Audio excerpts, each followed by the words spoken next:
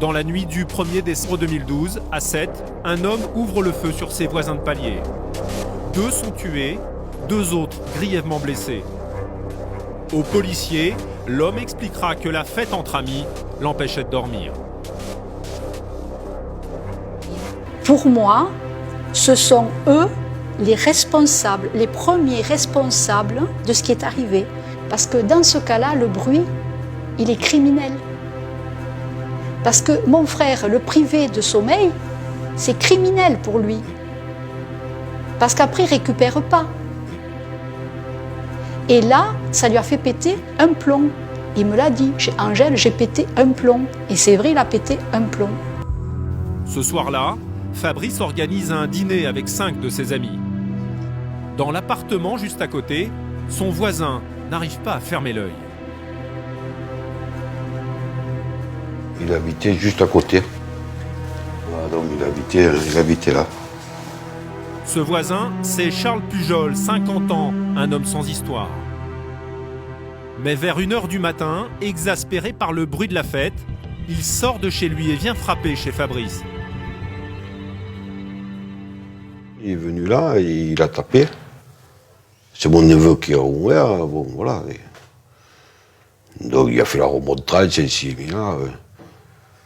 Et mon neveu, il a fait, ouais, chaque fois que je reçois quelqu'un, tu vas venir, bon, mais sans que le ton il monte. Hein. Moi, d'après ce qu'ils m'ont dit les voisins, ils n'auraient entendu, ils n'ont pas entendu de dispute, rien. Après, il a fait un pas comme ça, il est rentré, il a regardé qui c'est qu'il y avait, bon, voilà. Il s'est excité de lui-même, hein. Il s'est excité. Les minutes qui vont suivre sont effroyables. Charles Pujol serait retourné chez lui et se serait emparé d'un pistolet 11-43 comme celui-ci. Armé, il serait revenu chez son voisin et aurait tiré sur les convives, une dizaine de balles au total. Fabrice à droite et son meilleur ami Michel sont tués. 2 autres invités sont grièvement blessés. Ils sont aujourd'hui handicapés. En quelques instants, la situation a viré au carnage. Voilà, ça c'est l'impact de 11,43, de l'arme qui a servi à abattre. Oui, il y a un morceau de balle qui est rentré. Je vais sortir là parce que ça me... Comment expliquer un tel déchaînement de violence pour une simple fête entre amis?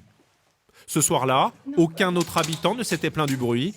1 an et demi après, personne dans l'immeuble ne comprend ce geste fou. Moi, je vais avoir des voisins qui font du bruit, que j'arrive plus à dormir. Ça, c'est sûr, j'appelle la police. Après, bon, j'interviens, on fait des pétitions. On prévient l'agence, on prévient le propriétaire. Ouais, voilà. Il y a toujours une solution. On ne fait pas justice soi-même. L'immeuble a été choqué, enfin, je veux dire... tout le monde a déménagé. Hein. Tous ceux qui habitent au deuxième, tous ceux qui habitent... Ouais, là, en fait, c'est des nouveaux, mais tous ceux qui habitent au deuxième, ils sont tous déménagés. Allez, au revoir et merci. Moi, je vous dis au revoir et bon courage, surtout. L'affaire sera jugée l'an prochain. Un procès qui s'annonce explosif car Charles Pujol, lui aussi, est bien décidé à se défendre. Depuis le drame, il est incarcéré ici à la prison de Villeneuve-les-Maglones. Et pour la première fois, sa famille a accepté de s'exprimer. À Sète, dans ce petit pavillon, nous avons rencontré sa sœur aînée Angèle, 58 ans. Avec son frère, ils ont toujours été très proches et selon elle, cet employé municipal jusqu'alors sans casier judiciaire n'avait rien d'un meurtrier. Là, ça le représente bien, parce qu'il a les yeux qui sourient et le sourire avec. C'est quelqu'un qui aime s'amuser, c'est quelqu'un qui est très sociable. Dernièrement, là, pour le déménagement, je suis allée chez lui, il y a le voisin qui me dit je comprends pas.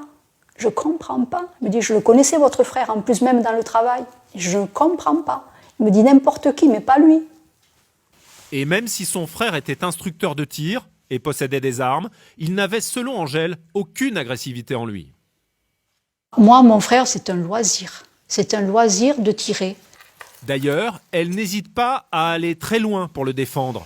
Ça, c'est mon frère. Jusqu'à considérer les victimes elles-mêmes comme les premiers responsables du drame. Si, quand il est allé taper à la porte, il s'était arrêté, je le dis depuis le début, il ne se passait rien.